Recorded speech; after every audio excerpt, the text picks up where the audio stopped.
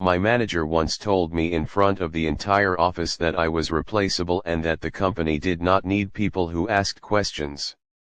He said it with a smile, like he was doing me a favor by humiliating me.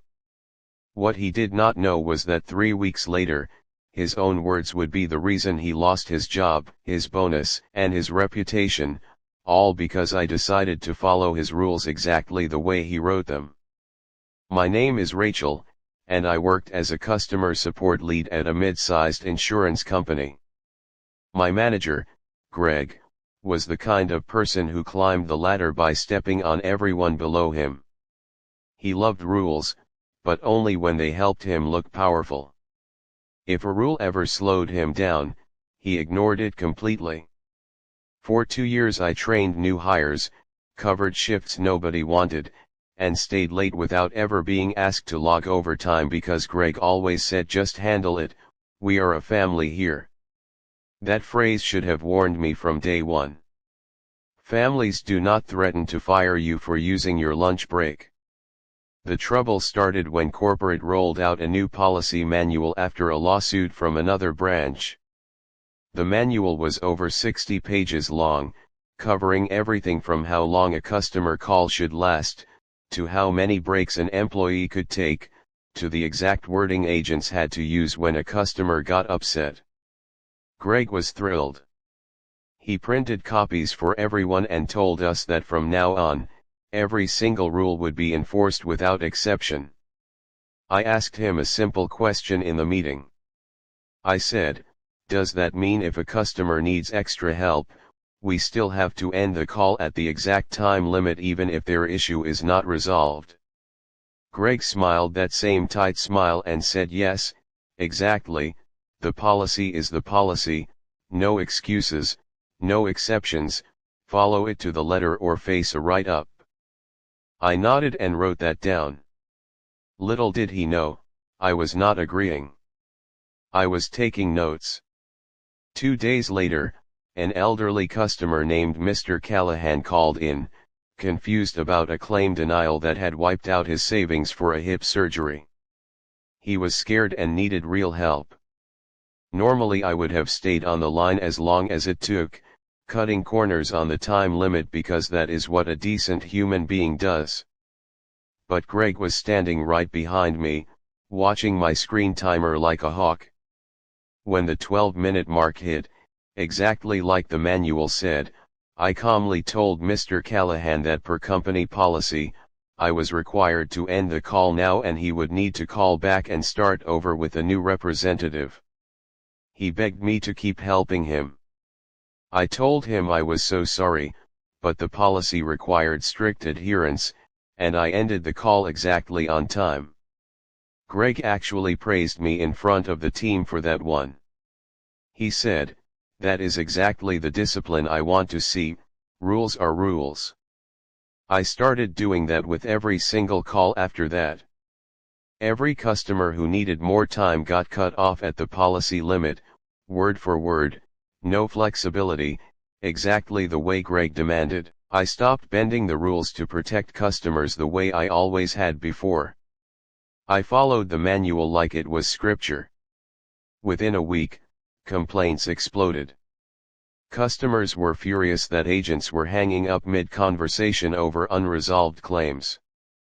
Corporate started getting calls, emails, even a few letters threatening legal action, all citing the exact wording from the new policy manual that Greg had forced everyone to follow without exception.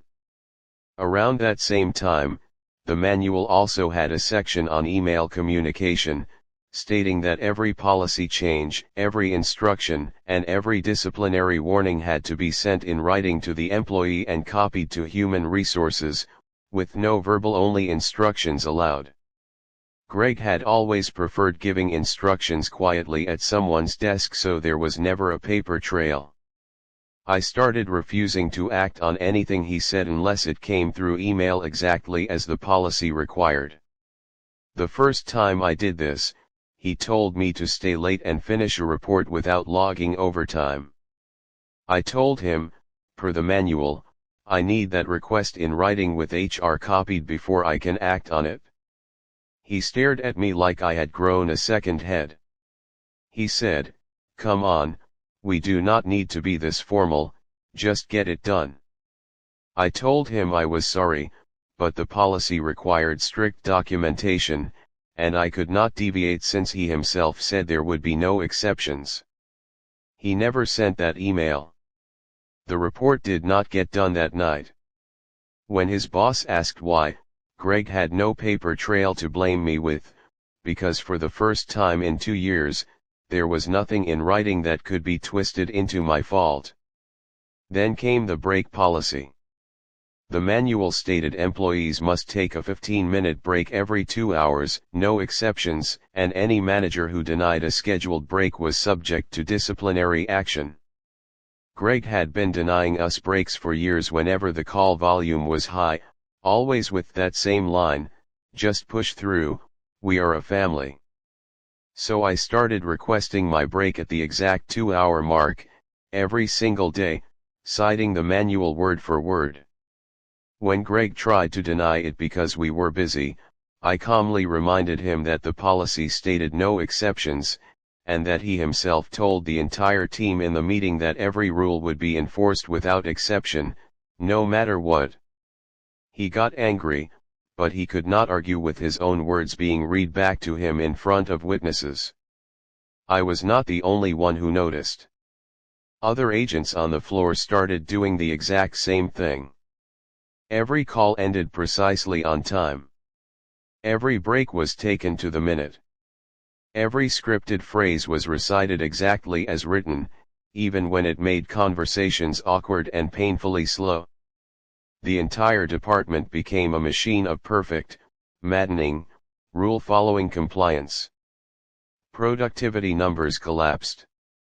Customer satisfaction scores collapsed even harder. Corporate began asking Greg why his department had the worst numbers in company history, right after he had personally rolled out the new policy with zero flexibility. Greg panicked. He called an emergency meeting and told everyone to start using common sense again, to bend the rules a little when it made sense for the customer. I raised my hand and reminded him, in front of the regional director who happened to be visiting that day, that he had specifically told us in writing that the policy would be enforced without exception, no excuses, and that anyone who deviated would receive a write-up. I even had his email saved. The regional director asked to see that email. Greg tried to backtrack, saying he meant something different, but the email was right there on the screen, in his own words, dated and time-stamped, promising strict enforcement with zero exceptions. The regional director asked why customer complaints had tripled in 3 weeks under his leadership. Greg tried to blame the staff for being too rigid. I calmly explained that we were simply following his direct instructions to the letter, and that any deviation would have resulted in disciplinary action according to him. The room went completely silent, the kind of silence where you can hear someone's career quietly ending in real time, and everyone standing on that floor felt it deeply. 2 weeks later, Greg was quietly moved to a different department with no direct reports, and a new supervisor was brought in from another branch. Her first move was to sit down with the team and ask what we actually needed to do our jobs well. We told her the truth. We told her about the years of unpaid overtime, the denied breaks, the pressure to rush vulnerable customers off the phone. She listened. She changed the policy back to something reasonable, with real discretion for agents to help customers properly. Customer satisfaction scores climbed back within a month. Mr. Callahan, the elderly man whose call I had been forced to cut short, actually got a personal call back from the new supervisor, and his claim was resolved fairly. Greg lasted 4 more months in his quiet corner office with no team and no bonus structure tied to performance. Then one day his desk was simply empty. Nobody announced it.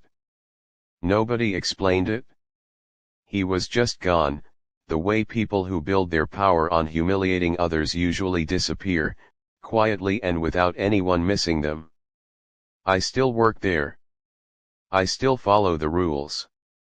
But now the rules are fair, because someone finally learned that when you tell your employees there are no exceptions, you had better be ready to live by that promise yourself, even when it costs you everything you built on other people's backs. Every time I think about that meeting where he told me I was replaceable, I smile a little, because in the end, it was his own words, read back to him in his own handwriting, that made him the one who got replaced.